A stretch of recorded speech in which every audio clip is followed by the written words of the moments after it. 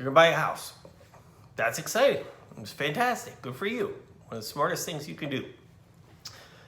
I've done it, and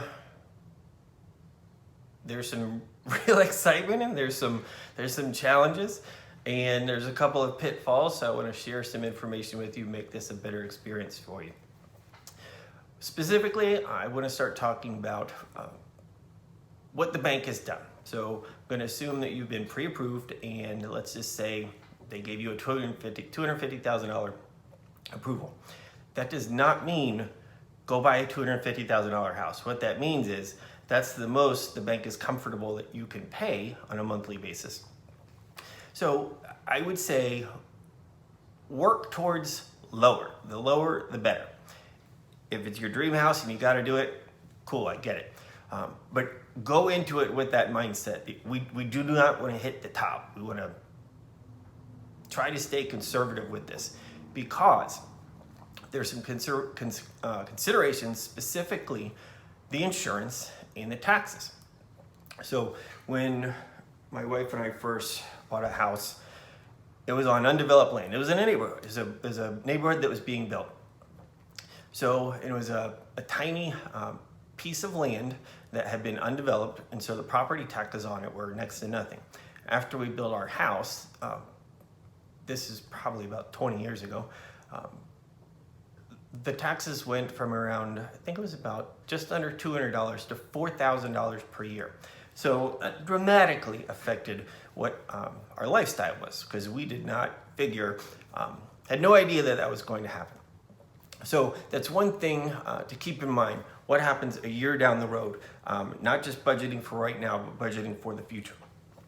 So that being said, taxes are absolutely something that have to be attached to your mortgage.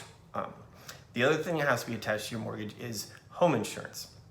So you're going to have home insurance, which is going to protect from a fire, a hurricane. There's all kinds of different types of home insurance. And then potentially where you live, there's flood insurance.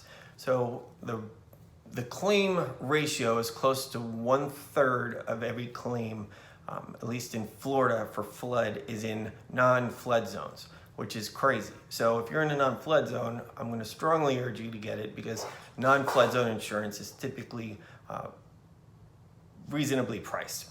However, if you are in love with the house, you should be mindful of the fact, is it in a flood zone? If so, what are the potential costs? Because you could have a staggeringly expensive flood insurance cost per month that will completely derail your ability to pay for your mortgage.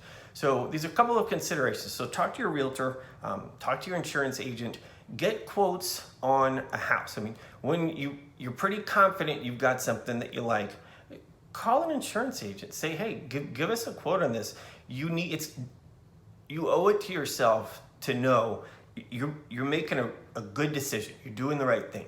You're moving forward with your finances. You're setting yourself up for a great future.